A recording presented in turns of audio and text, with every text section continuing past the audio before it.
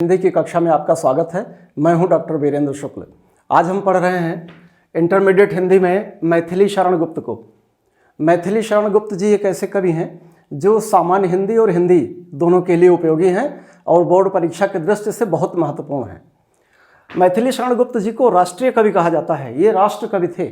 संविधान में तो कहीं नहीं लिखा है कि मैथिली शरण गुप्त एक राष्ट्र कवि थे, लेकिन देश ने इन्हें राष्ट्रीय कवि की उपाधि दी है, क्योंकि जिस समय मैथिली शरण गुप्त कविताएं कर रहे थे उस समय इन्होंने देश के लोगों को अंग्रेजी शासन से लड़ने के लिए प्रेरित किया, प्रोत्साहित किया। इनकी कविताओं ने नौजवानों के खून में वो लहर पैदा कर दी जिससे लोग अंग्रेजी शासन के खिलाफ उठ खड़े हुए और फिर देश को आज़ादी मिली। इसलिए इन्हें राष्ट्रीय कवि कहा जाता है। अब देखें कि मैथिली शरण गुप्त का जीवन परिचय, ये एक बॉक्स बना हुआ है। ऐसे आप अपनी कॉपी के पेज के दाहिने साइड में एक कोने पर ऐसे बॉक्स बना दें जीवन परिचय लिखने के लिए। और जैसे इसमें लिखा है जन्म, जन्म स्थान, पिता, मुख्य रचनाएं, तो आप तो जन्म, मृत्यु, इनका जन्म स्थान कहाँ था, माता पिता का क्या नाम था और प्रमुख रचनाएं, इतनी दाहिने साइड में एक छोटा सा बॉक्स बना दें और उसमें लिख दें। अगर आप बोर्ड की परीक्षा में ऐसे ही लिखेंगे, सुंदर राइटिंग होगी और जीवन और मृत्यु और उनके माता पिता, उनका जन्म स्थान ठीक होगा तो 5 में से 4 नंबर आपको कन्फर्म मिल जाएंगे। और अगर आपकी राइटिंग बहुत बढ़िया है, आपने कोटेशन के साथ लिखा है, तो 5 में से 5 भी मिल सकते हैं। तो ये जीवन परिचय की दृष्टि से भी चूंकि राष्ट्रीय कवि हैं इसलिए महत्वपूर्ण है। अब इनका जीवन परिचय आप 80 शब्दों में, मतलब एक पेज में तैयार कर लीजिएगा। आइए हम पाठ पढ़ते हैं। कैकेयी का अनुताप। इन्होंने एक तो गीत लिखा है और दूसरा, पहला पाठ है कैकेयी का अनुताप और दूसरा शीर्षक है इनका गीत, और दोनों महत्वपूर्ण हैं। ये मान के चलिए कि मैथिली शरण गुप्त में से एक व्याख्या आपकी बोर्ड परीक्षा में इंटरमीडिएट में आएगी ही आएगी। आइए पढ़ते हैं कैकेयी का अनुताप। कैकेयी, आप जानते हैं कि राजा दशरथ की 3 रानियां थीं, कौशल्या, सुमित्रा, कैकेयी। कैकेयी सबसे छोटी रानी थी। कौशल्या के पुत्र राम थे, सुमित्रा के पुत्र लक्ष्मण और शत्रुघ्न थे और कैकेयी के पुत्र भरत थे। तो कैकेयी ने राजा दशरथ से 2 वरदान मांग लिए। एक से राम को 14 वर्ष का वनवास, पहले से भरत को राजगद्दी अयोध्या की, भारतवर्ष की, और दूसरे से राम को 14 वर्ष का वनवास। अब भरत उस समय अपने मामा के घर थे, अपने ननिहाल में थे। उन्हें यह नहीं पता था कि मेरी माता जी मेरे पीठ पीछे क्या गुल खिला रही हैं। उनकी माता जी ने भरत के लिए राजगद्दी मांग ली। जब भरत लौट कर आए, जब उन्हें पता चला कि मेरी माता ने मेरे बड़े भैया राम को जंगल में भिजवा दिया है और मुझे अयोध्या का राजा बना दिया है, तो भरत बहुत नाराज हुए। कैकेयी को बहुत बुरा भला कहा, यहाँ तक कह दिया कि तुम मेरी माता नहीं हो, मैं तुम्हारा पुत्र नहीं हूँ। और उधर राम के वियोग में राजा दशरथ ने तड़प तड़प कर अपनी जान दे दी। तो फिर भरत ने अपने गुरु वशिष्ठ और मंत्री और अन्य लोगों के परामर्श से ये निश्चित किया कि हम वन में चलेंगे और राम, लक्ष्मण और सीता को लौटाकर अयोध्या वापस ले आएंगे। कैकेयी भी सहमत हो गई। उसे भी अपनी गलती का पछतावा हुआ कि मैंने बहुत गलत किया है। तो भरत सेना के साथ, अपने गुरु के साथ, खास मंत्रियों के साथ, माताओं के साथ राम को मनाने जंगल में पहुंच गए। सभा बैठ गई। कैकेयी का अनुताप, कैकेयी का पीड़ा, कैकेयी की पीड़ा। अनुताप माने पीड़ा, दुख, तकलीफ, ग्लानि, पश्चाताप। कैकेयी का अनुताप, कैकेयी का पश्चाताप, ये ज़्यादा बेहतर अर्थ है। कैकेयी का अनुताप, कैकेयी की पीड़ा या कैकेयी का पश्चाताप। कैकेयी पश्चाताप कर रही है कि मैंने बेकार में राम को जंगल भेजा और अपने बेटे भरत के लिए राजगद्दी मांग ली। अब देखें कैकेयी की पीड़ा को गुप्त जी ने अपने साकेत नाम के महाकाव्य में कैसे व्यक्त किया है। साकेत गुप्त जी का महाकाव्य है और ये 1931 में प्रकाशित हुआ था। तो लिखना तो शुरू किया गुप्त जी ने द्विवेदी युग से, क्योंकि गुप्त जी द्विवेदी युग के कवि माने जाते हैं। तो द्विवेदी युग से उन्होंने लिखना आरंभ किया, लेकिन वो समाप्त हुआ, प्रकाशित हुआ जाके 1931 में। अब देखिए हम आ रहे हैं, चूंकि ये खड़ी बोली है, सरल है, मैं थोड़ा जल्दी जल्दी चलूंगा। खड़ी बोली है, सरल है, कोई बहुत बड़ी कठिनाई नहीं है। राम कथा है, शांत रस है और करुणा से भरा हुआ है। देखिए, तदनंतर बैठी सभा उटज के आगे, नीले बितान के तले दीप बहु जागे, टकटकी लगाए नयन सुरों के थे वे, परिणामोत्सुक उन भयातुरों के थे वे। 4 पंक्तियां हैं। तदनंतर बैठी सभा उटज माने कुटिया, जहाँ चित्रकूट में राम लक्ष्मण और सीता ने अपनी कुटिया बनाई थी, वहीं पर भरत उन्हें मनाने पहुँच गए। तो कुटिया के सामने सभा बैठ गई। अब चूंकि ये बीच का भाग है इसलिए लिखा तदनंतर, इसके बाद राम की कुटिया के आगे सभा बैठ गई। नीले बितान के तले दीप बहु जागे, नीले आसमान के नीचे बहुत से दीपक जल रहे थे। नीले आसमान में सितारे खिले हुए थे, तो कभी को ऐसा लग रहा है कि मानो नीले नीले आसमान में, नीले बितान में, नीले छत्र के नीचे बहुत से दीपक जल रहे थे। टकटकी लगाए नयन सुरों के थे वे, सुर माने देवता। कभी को ऐसा लग रहा है मानो वो टकटकी लगाए देवताओं के आंखें थीं।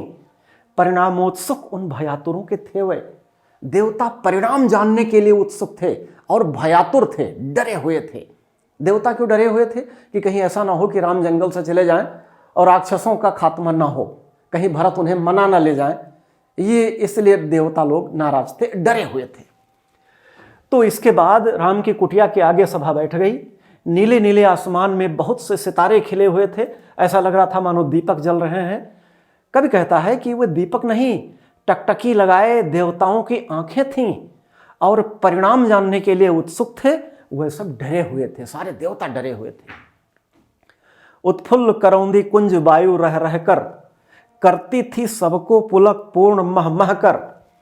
करौंदी एक प्रकार का पौधा होता है, करौंदी, जिसका अचार वगैरह डाला जाता है। खट्टा फल होता है, कटीला फल होता है, उसके सफ़ेद सफ़ेद फूल होते हैं, फूल बड़े सुगंधित होते हैं। तो कभी कहता है कि उत्फुल्ल करौंदी कुंज वायु रह रह कर, करौंदी के कुंजों से टच करके, स्पर्श करके जो हवा आ रही थी, करती थी सबको पुलक पूर्ण मह मह कर, सबको महका रही थी। आसपास के पूरे वातावरण को करौंदी के कुंजों से छूकर जो हवा आ रही थी, सबको महका रही थी। वह चंद्रलोक था कहाँ चांदनी वैसी, प्रभु बोले गिरा गंभीर नीर निधि जैसी। नीर निधि माने समुद्र। वह चंद्रलोक था कहाँ चांदनी वैसी, चंद्रमा की चांदनी चारों तरफ फैली हुई थी। तो कभी कहता है कि वो चंद्रलोक नहीं था, लेकिन इतनी सुंदर चांदनी थी कि जितनी चंद्रलोक में भी ना होती होगी। ऐसे सुंदर वातावरण में प्रभु श्री राम गंभीर समुद्र जैसी वाणी में बोले। अब कविता महत्वपूर्ण आ गई, यहां से गौर कीजिएगा। हे भरत भद्र अब कहो अभिप्सित अपना, सब सजग हो गए भंग हुआ जो सपना। हे भरत भद्र, राम बोले, हे भाई भरत, हे श्रेष्ठ भरत, अब कहो अभिप्सित। अभिप्सित माने अपने मन की इच्छा। हे भरत अब अपने मन की इच्छा बताओ, आप यहां क्यों आए हो। सब सजग हो गए भंग हुआ जो सपना। सारी सभा जो चुपचाप बैठी थी, सभी लोग सजग हो गए, सभी लोग सतर्क हो गए। ऐसा लगा जैसे सपने से लोग जग गए हों। जैसे ही राम ने कहा, अच्छा भाई भरत अब बताओ आप जंगल में क्यों आए हो, सभा में बैठे लोग सावधान हो गए। भरत बोले, हे आर्य, रहा क्या भरत अभिप्सित अब भी, मिल गया अकंटक राज्य उसे जब तब भी। एक एक शब्द पे गौर कीजिएगा, बड़ी करुण कहानी है। हे आर्य, रहा क्या भरत अभिप्सित अब भी। हे आर्य, हे बड़े भाई, क्या भरत के मन की अब भी कोई इच्छा शेष बची है। मिल गया अकंटक राज्य उसे जब तब भी। भरत, अकंटक माने जहां कोई कांटा ना हो। भरत कहते हैं कि हे बड़े भाई, आप मेरे मन की इच्छा पूछ रहे हो, अब भी मेरे मन की कोई इच्छा शेष बची है। जब उसे पूरा अकंटक राज्य मिल गया, कोई कांटा नहीं है मेरे राज्य में, पूरा भारतवर्ष का शासन मुझे मिल गया, क्या अब भी मेरे मन की कोई इच्छा शेष बची है। व्यंग समझिएगा भरत का। पाया तुमने तरुतले अरण्य बसेरा। तरुतले माने पेड़ों के नीचे, अरण्य बसेरा जंगल में। आपको पेड़ों के नीचे जंगल में बसेरा मिला, जंगल में आपको निवास मिला। रह गया अभिप्सित शेष तदपि क्या मेरा, तब भी मेरे मन की कोई इच्छा शेष बची है क्या। तन तड़प तड़प कर तप्त तात ने त्यागा। देखिए यहां पर त त त त त लगातार एक अक्षर जहां कहीं आ जाए वहां अनुप्रास अलंकार होता है, बहुत प्यारा है। तन तड़प तड़प कर तप्त तात ने त्यागा। तात पिताजी ने, पिताजी तड़प तड़प कर मर गए, पिताजी ने तड़प तड़प कर अपनी जान दे दी। क्या रहा अभिप्सित और तथापि अभागा, क्या इस अभागे भरत के मन में अभी कोई और भी इच्छा शेष बची है क्या।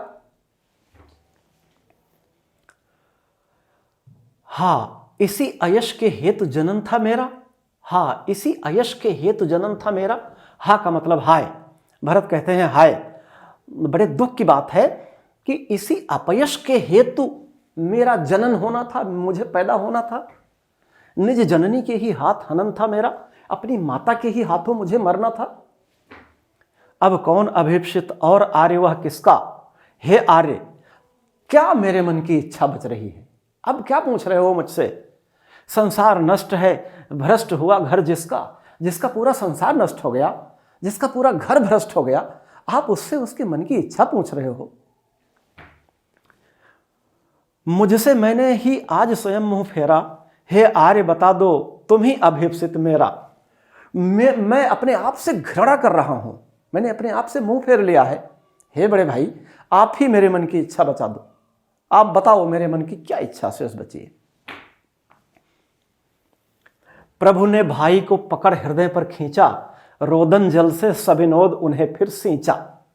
इतना सुनते ही श्री राम भावुक हो गए, रोने लगे और पकड़कर भरत को अपने हृदय से लगा लिया और इतना रोए कि भरत भीग गए। भरत की आंसुओं से राम भीग गए और राम की आंसुओं से भरत भीग गए। उसके आशय की थाह मिलेगी किसको? जनकर जननी ही जान न पाई जिसको। जननी माने मां, जनकर माने पैदा करके। राम कहते हैं कि भरत के मन की थाह किसे मिल सकती है? भरत के मन का पता किसे चल सकता है? उसकी माता ही उसे पैदा करके न जान पाई तो दूसरा कौन समझ सकता है? यह सच है तो अब लौट चलो तुम घर को, चौके सब सुनकर अटल कैकेयी स्वर को। अब कैकेयी पहली बार बोली कि यह सच है तो अब लौट चलो तुम घर को। हे भैया, अगर ये बात सच है जो आपने अभी कही है कि माता ही उसे पैदा करके नहीं समझ पाई, तो अब आप घर को लौट चलो, मैं बहुत पछता रही हूं, मैं तुम्हें लेने आई हूं। सब लोग चौंक गए कैकेयी के स्वर को सुनकर। सबने रानी की ओर अचानक देखा, वैधव्य तुषारावृता यथा विधु लेखा। सबने, पूरी सभा ने मुड़कर रानी की ओर देखा। रानी कैकेयी कैसी लग रही थी? वैधव्य माने विधवा के भेष में, विधवा के वेश में। तुषारावृता, तुषार माने कोहरे से घिरी हुई, यथा विधु लेखा, विधु माने चंद्रमा, लेखा माने चांदनी। सफेद वस्त्रों में कैकेयी ऐसे लग रही थी मानो चंद्रमा की चांदनी को कोहरे ने घेर रखा है, कुहासे ने घेर रखा है। बैठी थी अचल तथापि असंख्य तरंगा। भले ही वो चुपचाप बैठी थी, शांत बैठी थी, बिना चले हुए बैठी थी, उसके मन में विचारों की असंख्य तरंगें उठ रही थीं। वह सिंही अब थी हाहा गोमुखी गंगा, जो शेरनी के समान रहा करती थी कैकेयी जब राजा दशरथ थे। अब वह शेरनी के समान रहने वाली कैकेयी अब गोमुखी गंगा की तरह प्रतीत हो रही थी। जिस तरह गंगा मरुस्थल में भी शस्य श्यामला मरुस्थल को भी बना देती है, बंजर जमीन को भी उपजाऊ बना देती है, और गंगा बड़ी शांत निर्मल होती है। जहाँ जाती है गंगा वहाँ सारे लोगों के पापों को मिटाती हुई शांत होकर के और पूरी धरती को हरा भरा बना देती है। ठीक उसी तरह जो पहले कैकेयी शेरनी की तरह रहती थी, अब वो शांत गंगा के समान दिखाई दे रही है, जो दूसरों को जीवन देने वाली हो गई। बोली, हाँ, जनकर भी मैंने न भरत को जाना। हाँ, मैंने भरत को पैदा किया है, लेकिन मैं जान नहीं पाई। सब सुन लें, तुमने स्वयं अभी यह माना। सभी लोग सुने मेरी बात, और हे राम, आपने अभी ये बात स्वयं मानी है। ये सच है तो फिर लौट चलो घर भैया, अपराधिन हूं मैं तात तुम्हारी मैया। कह रही है कि मैं तुम्हारी मां हूं, मैं अपराधिनी हूं। हे राम, अब घर लौट चलो। दुर्बलता का ही चिन्ह विशेष शपथ है। शपथ माने कसम खाना। कैकेयी कहती है, पर अबला जन के लिए कौन सा पथ है? कैकेयी कहती है कि कसम खाना दुर्बलता का प्रतीक है, कमजोरी की निशानी है। लेकिन मैं अबला हूं, मैं स्त्री हूं, मेरे पास और कोई रास्ता नहीं है, मैं तुरंत कसम खाने जा रही हूं। यदि मैं उकसाई गई भरत से हूं तो पति समान स्वयं पुत्र भी खोऊं। लोग कहते थे ना कि भरत ने अपनी मां को उकसाया होगा, तभी तो मां ने भरत के लिए राजगद्दी मांग ली। बगैर बेटे के मिले हुए मां ने अपने बेटे के लिए कैसे राजगद्दी मांग ली? अब कैकेयी कसम खा के कह रही है कि यदि मैं उकसाई गई भरत से हूं तो पति समान स्वयं पुत्र भी खोऊं। अगर मुझे भरत ने उकसाया हो इन दोनों वरदान के लिए, तो मैं कसम खा के कहती हूं कि जैसे मेरा पति चला गया ऐसे मेरा बेटा भी चला जाए। बहुत बड़ी बात कह दी। ठहरो, मत रोको, मुझे कहूं सो सुन लो। पाओ यदि उसमें सार उसे सब चुन लो। करके पहाड़ सा पाप मौन रह जाऊं, राई भर भी अनुताप न करने पाऊं। कैकेयी कहती आज सब सुनो, मैं बोलूंगी, अगर मेरी वाणी में कोई सच्चाई है तो उसे चुनो। मैंने पहाड़ जैसा पाप किया है, मैं मौन नहीं रहने वाली हूं, और राई के बराबर भी पश्चाताप नहीं करने दोगे आप लोग मुझे, आज मैं बोलूंगी।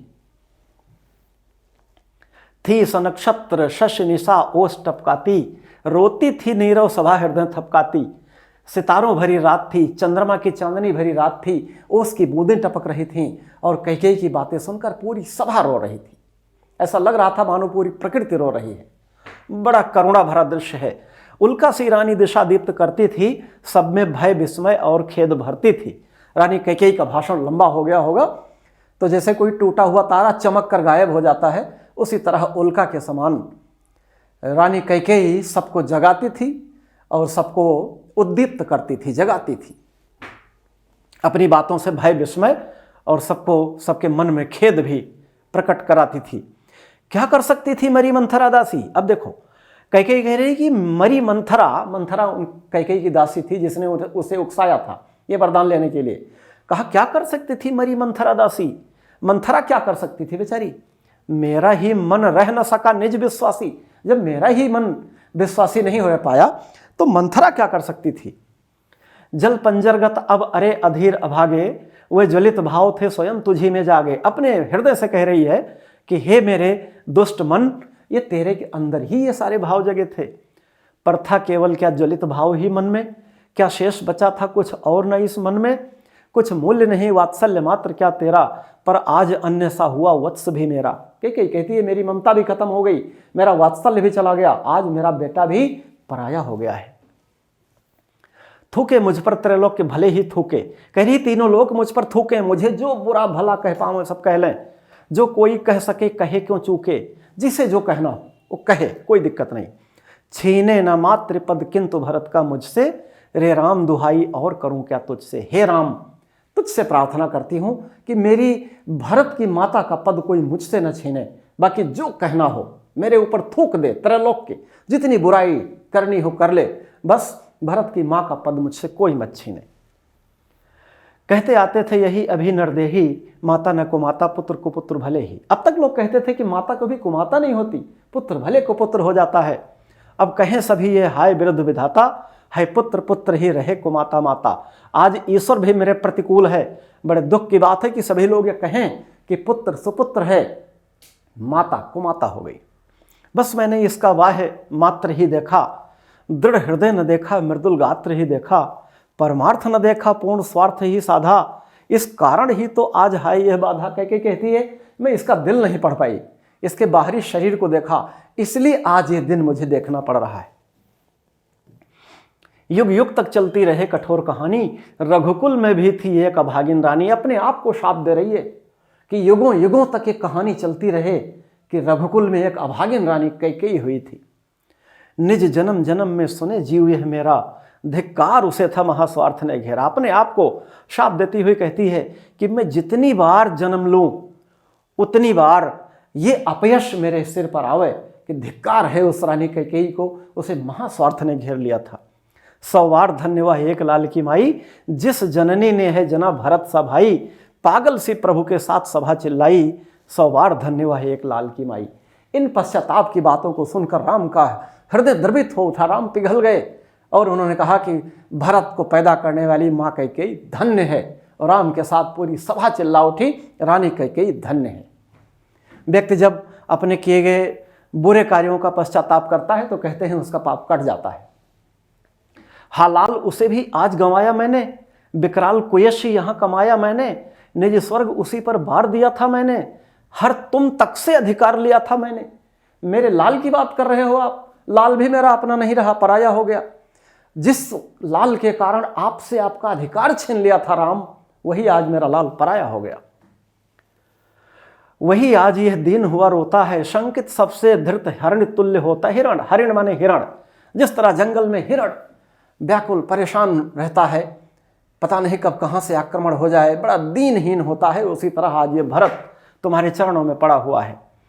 श्रीखंड आज अंगार चंड है मेरा, आज चंदन भी मेरे लिए अंगार के समान है। तो इससे बढ़कर कौन दंड है मेरा, इससे बढ़कर भला एक माँ को और दंड क्या हो सकता है कि उसका बेटा ही उससे विमुख हो गया। पटके मैंने पद पाणी मोह के नद में, जन क्या क्या करते नहीं स्वप्न में मद में। बहुत अच्छी बात है। रानी कैकेयी कहती है कि मैंने भी मोह की नदी में हाथ पैर पटके, लेकिन स्वप्न में और नशे में लोग क्या क्या नहीं करते, मैं भी राज्य के नशे में थी, मैंने किया। हा दंड कौन क्या उसे डरूंगी अब भी, मेरा विचार कुछ दयापूर्ण हो तब भी। हा दया हंत वह घृणा, आहा हुआ करुणा, बैतरणी सी है आज जाह्नवी वरुणा। कह रही है मुझे जितना दंड कोई देना चाहे दे दो, आज मुझे गंगा यमुना जैसी पावन नदियां भी नरक की नदी बैतरणी के समान लग रही हैं। सह सकती हूं चिर नरक सुने सुविचारी, पर मुझे स्वर्ग की दया दंड से भारी। जितना कठिन दंड आप लोग देना चाहो मुझे दे दो, लेकिन अगर आप किसी ने मेरे ऊपर दया दिखाई तो ये मुझसे सहन नहीं होगा। मैंने पाप किया है, उसका दंड मुझे मिलना चाहिए। लेकर अपना ये कुलिस कठोर कलेजा, मैंने इसके लिए ही तुम्हें बन भेजा। कुलिश माने वज्र, कठोर। हे राम, यही मेरा कठोर कलेजा है जिसे लेकर मैंने तुम्हें जंगल में भेज दिया था। घर चलो इसी के लिए न रूठो अभियों, कुछ और कहूं तो उसे सुनेंगे सब क्यों। मुझको यह प्यारा और इसे तुम प्यारे, मेरे दुगने प्रिय रहो न मुझसे न्यारे। हे राम, अब घर लौट चलो, ये मुझको प्यारा है, तुम इसको प्यारे हो, तो मेरे तुम दुगने प्यारे हो गए, अब घर लौट चलो। मैं इसे न जानूं किंतु जानते हो तुम, अपने से पहले इसे मानते हो तुम भ्राताओं का प्रेम परस्पर जैसा, यदि वह सब पर यूं प्रकट हुआ है वैसा, तो पाप दोष भी पुण्य तोष है मेरा, मैं रहूं पंकिला पद्म कोश है मेरा। बहुत अच्छी बात कह रही है। मैं भले ही कीचड़ में लिप्त हूं, लेकिन कीचड़ से ही पद्म माने कमल कोश। मैं पंकिला हूं, मैं कीचड़ में सनी हुई हूं, लेकिन मैंने ही भरत रूपी कमल को जन्म दिया है। हे राम, अब न रूठो, अब घर लौट चलो। आगत ज्ञानी जन उच्च भाल ले लेकर, समझावें तुमको अतुल युक्तियां देकर। मेरे तो एक अधीर हृदय है बेटा, उसने फिर तुमको आज भुजा भर भेटा। हे बेटा, बड़े बड़े ज्ञानी लोग आएंगे, अपने अपने विचार से तुम्हें समझाएंगे, मेरे पास तो एक छोटा सा हृदय है और वो फिर तुम्हें बुला रहा है, तुम्हें भुजाओं भर कर तुम्हें अपने बेटे की तरह अपने गोद में मैं तुम्हें अपने से चिपका लेना चाहती हूँ। हे राम, अब रूठो ना, घर लौट चलो। इस तरह ये पाठ कंप्लीट हो गया आपका कैकेयी का अनुताप। अब कैकेयी का अनुताप आपके मॉडल में, आपके गाइड में, आपकी पुस्तक में जितने भी उसके पद्यांश हैं, पद्यांश पर आधारित 5 प्रश्नों के उत्तर आपको लिखने होंगे। सारे पद्यांशों को आप कायदे से पढ़ लीजिएगा। कैकेयी का अनुताप बहुत महत्वपूर्ण है। अब देखते हैं कि कुछ कैकेयी के अनुताप से कुछ प्रश्न क्या बन रहे हैं। देखो, पहला है, हे भरत भद्र अब कहो अभिप्सित अपना। ये वाला पैरा है और उसके 5 प्रश्न हैं। उपयुक्त पद्यांश का संदर्भ लिखिए, तुरंत लिख दीजिए। प्रस्तुत पद्यखंड हमारी पाठ्यपुस्तक हिंदी के कैकेयी का अनुताप नामक शीर्षक से लिया गया है। इसके रचयिता राष्ट्र कवि मैथिली शरण गुप्त हैं। रामचंद्र जी ने भरत से पूछा कि तुम्हारी इच्छा क्या है, तो उन्होंने क्या कहा। जब राम ने भरत से पूछा कि तुम्हारी इच्छा क्या है, तो भरत ने कहा कि हे भाई, अब तो मुझे पूरा अयोध्या का राज, पूरा भारत का राज्य मिल गया है, तुम्हें जंगल में रहने को मिल गया है, तड़प तड़प कर पिताजी ने प्राण त्याग दिया है, मेरा घर भी नष्ट हुआ, बाहर भी नष्ट हुआ, अब मेरे मन की क्या इच्छा शेष बची है। इस पद्यांश में कौन सा अलंकार है। देखो, अनुप्रास तो भरा पड़ा है, आपको कुछ न सूझे तो अनुप्रास जरूर लिख देना, अनुप्रास और रूपक। हे भरत भद्र अब कहो अभिप्सित अपना, यह कथन किसका है। यह कथन श्री राम का है। रेखांकित पंक्ति की व्याख्या कीजिए। ये देखो, उस जनकर जननी ही जान न पाई जिसको। कैकेयी कहती है मैंने राम कहते हैं कि जिसको पैदा करके उसकी माँ ही नहीं जान पाई, भला उसके मन की था और कौन ले सकता है। तो ये पहला पैरा हो गया, 5 प्रश्न। दूसरा देखिए, दुर्बलता का ही चिन्ह विशेष शपथ है। इस पर आधारित 5 प्रश्न होंगे और दिए गए पद्यांश के कवि एवं कविता का नाम लिखिए, तुरंत लिख दीजिएगा। दुर्बलता का ही चिन्ह विशेष शपथ है, इस पंक्ति का भाव स्पष्ट कीजिए। तो कैकेयी कहती है कि कसम खाना दुर्बलता का प्रतीक है। कसम खाना दुर्बलता का प्रतीक है। लोग अपने तर्क से अपनी बात को सिद्ध करने का प्रयास करते हैं, लेकिन जब कमजोरी होती है तो आदमी भावुक हो जाता है और कहता है मैं कसम खा के कहता हूं। तो कैकेयी कहती है कि कसम खाना दुर्बलता का प्रतीक है, मैं स्त्री हूं, मेरे पास और कोई तर्क नहीं है, मैं और कुछ नहीं कह सकती। इस पद्यांश में किस भाव को व्यक्त किया गया है? इस पद्यांश में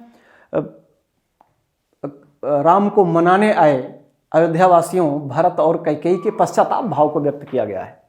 उल्का सी रानी दिशा दीप्त करती थी, इस पंक्ति में कौन सा अलंकार है? उल्का सी उपमा अलंकार, जहां सा सी से हो वहां उपमा अलंकार। बहुत प्यारा उपमा, बहुत प्यारी उपमा है इसमें।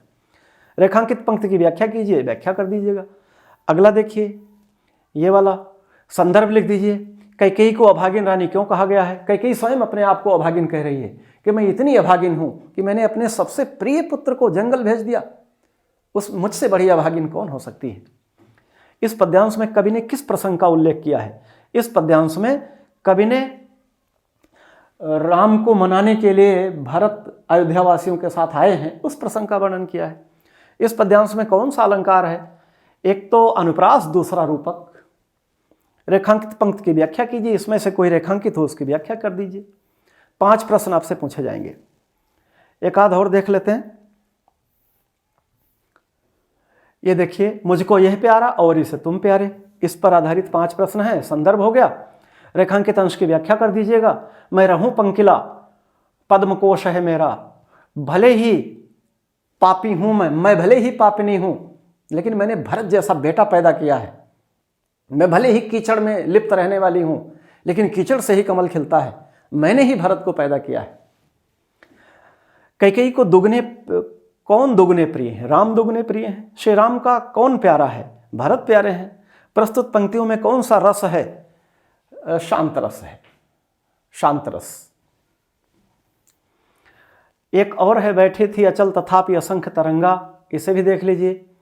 प्रस्तुत पद्यांश में किन किन पात्रों के बीच संवाद हो रहा है? राम और कैकेयी के बीच संवाद हो रहा है। पाठ का शीर्षक एवं रचयिता के नाम का उल्लेख कीजिए। पाठ के शीर्षक का नाम है कैकेयी का अनुताप और कवि है मैथिली शरण गुप्त। रेखांकित अंश की व्याख्या कीजिए, कर दीजिएगा, बहुत सरल है। घर लौट चलने के लिए कौन किससे आग्रह कर रहा है? कैकेयी राम से आग्रह कर रही है। सिंघनी और गोमुखी गंगा से क्या अभिप्राय है? सिंघनी का मतलब शेरनी के समान रहने वाली कैकेयी। कौशल्या और सुमित्रा की नहीं चलती थी, कैकेयी की चलती थी, तो वो शेरनी की तरह राजा दशरथ के राजमहल में रहती थी। लेकिन दशरथ के मृत्यु के बाद, राम के वनगमन के बाद और भरत के अपनी माता के परित्याग कर देने के बाद वह जो शेरनी के समान रहती थी, वो शांत, सबको स्निग्ध, शीतल और जीवन देने वाली गोमुखी गंगा की तरह हो गई है। तो इस तरह आपने देखा। एक और है, इसे भी देख लीजिए। देखो, ये बड़ा इंपॉर्टेंट पार्ट है, पता नहीं क्या आ जाए, कहाँ से आ जाए। तो ये जल पंजरगत अब अरे अधीर अभागे, वे ज्वलित भाव से स्वयं तुझी में जागे, ये वाली रे राम दुहाई करूं और क्या तुझसे। गद्यांश का संदर्भ लिखिए, वही लिख दीजिएगा। प्रस्तुत काव्यखंड या पद्यखंड हमारी पाठ्यपुस्तक हिंदी के कैकेयी का अनुताप नामक पाठ से लिया गया है। कैकेयी का अनुताप नामक शीर्षक से लिया गया है, जो आप लिख सकें।